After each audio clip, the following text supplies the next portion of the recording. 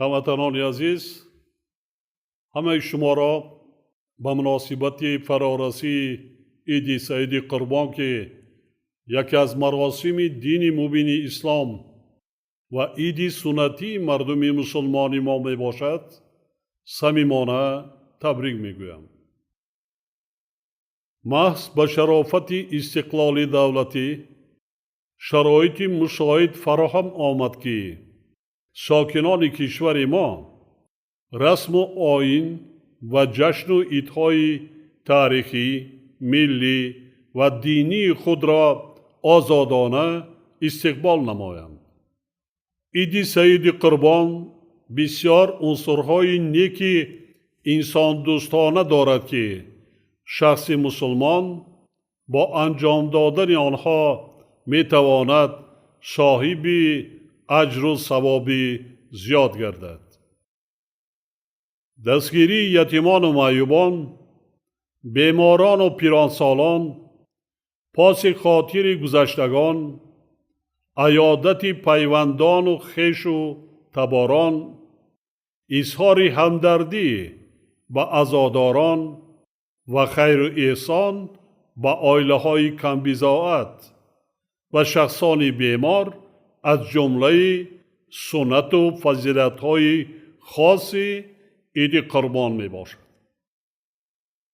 یعنی هر یک شخص خیرخواهی که امکانیت مساعد مالیوی دارد به یتیمان و معیوبان و شخصان کم بضاعت و احتیاجمند دست یاری دراز می کند. باعث قناعتمندی است که در کشور ما در عرفه عید و ایام دستگیری مادی و کمک به احتیاجمندان از جانب مؤسسه‌های دولتی، شخصان سخاوت پیشه و همت بلند و صاحبکاران و تاجران به عنعنه نیک تبدیل یافته است. فرهنگ اسلامی بهترین ارزش‌های معنوی حیاتی از قبیل آموزش علم و معرفت، خیر و سخاوت، پاکیزگی و نکوکاری، زحمت دوستی، رفاقت و دوستی، سازندگی و بنیادکاری و تحملگرایی را تلقین کرده، اهل جامعه را همیشه به اجرای چنین عملهای نیک هدایت می نماید. یکی از سنت‌های دیگر عید قربان انجام دادن مراسم قربانی به حساب می رود. هموطنان ما باید در خاطر داشته باشند که قربانی در دین اسلام یک رکن استثنایی بوده. انجام دادن آن از قدرت و توان هر یک شخص وابسته می باشد. یعنی فقط شخصان می توانند مراسم قربانی را انجام دهند که اهل خاندانشان از هر جهت تأمین بوده، فرزندان و اعضای عائله آنها از هیچ چیز تنقیصی ندارند. همچنین خاطر نشان می سازم که هنگام برگزاری مراسم و عیدهای ملی ما باید با تعصب، خرافات و اسرافکاری و زیاده روی راه ندهیم. حکمت سازندگی و آبادکاری، رحم و شفقت، همدیگر فهمی و مهربانی و کمک به محتاجان و کم بضاعت‌ها را از خاطر نبراریم. همیاران عزیز، سال دوم است که ما عید قربان را در شرایط پهن‌شوی بیماری سرایتی کووید 19 جشن می‌گیریم. حکومت تاجیکستان هنوز از آغاز پیدایش این بیماری جهت پیشگیری کردن پهن‌شوی آن در بین اهالی کشور تمام چاره‌های ضروری و امکان پذیر را عملی نمود.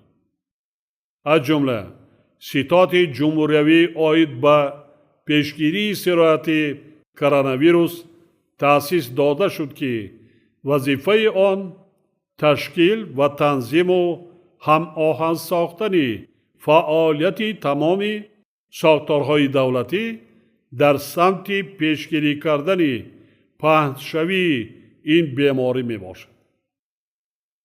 طبق توصیه متخصصان ساحه طب، یکی از راه‌های اساسی پیشگیری از بیماری سرایت کرونا ویروس محض رعایت قطعی قاعده‌های بهداشتی شخصی و جمعیتی می باشد.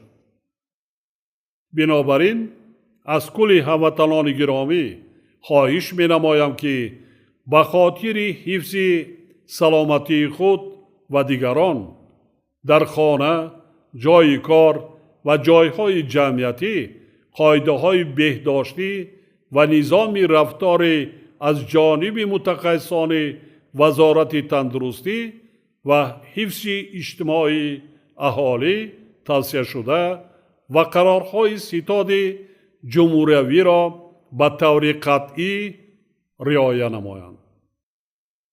خصوصاً در روزهای تجلیل عید قربان از گشت و گذار بی‌مورد، آراستن دسترخوان سرخرج و اشتراک در معرکه‌های سرآدم خودداری کرده رعایت فاصله اجتماعی و استفاده نقاب‌های محافظتی را فراموش نسازند. دولت و حکومت تاجیکستان برای پیشگیری کردن پهنشوی منبع بیماری سرایت کرونا ویروس و تبابت شخصان گرفتار این بیماری تمام تدبیرها را عملی می نماید. با در نظر داشت چنین وضع شهروندان مملکت نیز باید احتیاطکار باشند و به مسئله سلامتی خود و نزدیکان و پیوندانشان بی اهمیتی نکنند. هموطنان عزیز ما همچنین با در نظر داشت وضع مرکب جامعه جهانی، خشکسالی، کم‌آبی و بالاروی نرخ محصولات باید به مسئله‌های استفاده عاقلانه و ثمرناک زمین هرچه بیشتر استحصال کردن محصولات کشاورزی، ذخیره مواد غذایی در هر یک عائله و صرفه و سرشته‌کاری اعتبار اولین درجه دهند. امروز سیاست پیشگرفته دولت برای هر یک فرد جامعه امکانیت فراهم آورده است که به خاطر روز به روز بهتر ساختن زندگی خود و رشد و آبادی وطن عزیزمان با زحمت بنیادکارانه مشغول شده در پیشرفت و تأمین آسودگی آن سهم مناسب خود را گذارد. از این لحاظ اطمینان دارم که هر یک شهروندی با ننگ ناموس تاجیکستان در برابر انجام دادن فریضه های دینی برای استقبال سزاوار جشن بزرگ 30 سالگی استقلال و آزادی وطن محبوبمان سهم ارزنده خویش را با اشتراک فعالانه در کارهای سازندگی و بنیادکاری می‌گذارد. با ایثار همین نیت و آرزوهای نیک بار دیگر همه شما هموطنان گرامی را به مناسبت فرارسی عید قربان تبریک گفته به هر یک شما تنصیحاتی و خاطر جمعی و در خاندانتان خیر و برکت را آرزو می نمایم. عید سعید قربان مبارک باشد همدیاران عزیز.